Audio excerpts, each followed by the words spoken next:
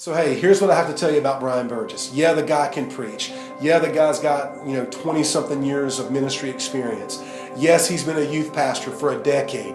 Yes, he pastors people and pastors a church. But let me tell you something about Brian that I hope you really hear. He's been my lifelong best friend. We grew up in the same church. We were saved under the same pastor. We preached our first sermons under the same pastor. And since we were little kids, I've known this guy. And I love him more now than I ever have. He's a man of integrity. He's a man of character. He's a great husband and a great dad, and he is a fantastic preacher. This guy can literally stand on the stage in front of 12,000 people at a huge event, or he can sit down at a small D now with 12 kids and do a Bible study through Galatians chapter 1. He is as good as they get when it comes to bringing in a guest to speak for your event. So whether it's a Sunday morning, or whether it's a big evangelistic outreach, or whether it's a Bible study with a handful of students, Brian's your guy.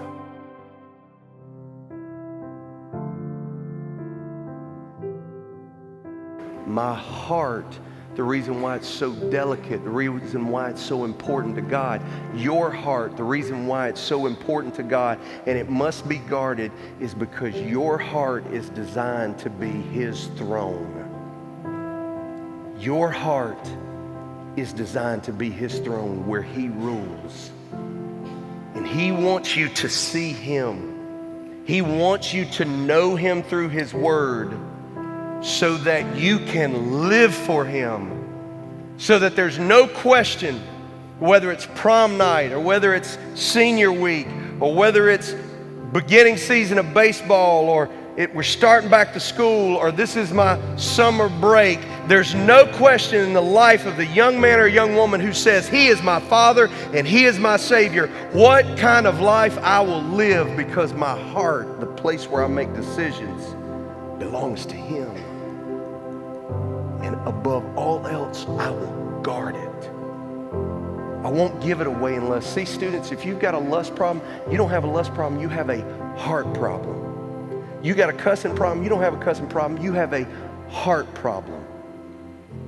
You got a rebellion problem with your parents, you don't have a rebellion problem, you have a heart problem. I don't like church, blah, blah, blah. No, you don't. It's not that you don't like church, you have a heart problem.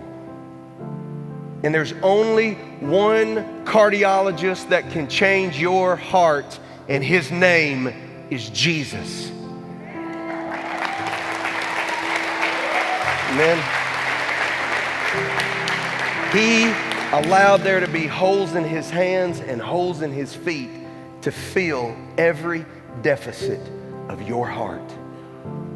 He allowed Himself to be crushed so He could cure your heart. He allowed Himself to be broken so He could heal your heart.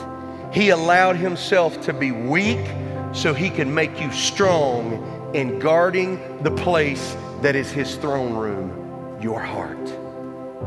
So the question I have for you tonight is this: what is the condition of your heart? Has your heart been made new by Jesus?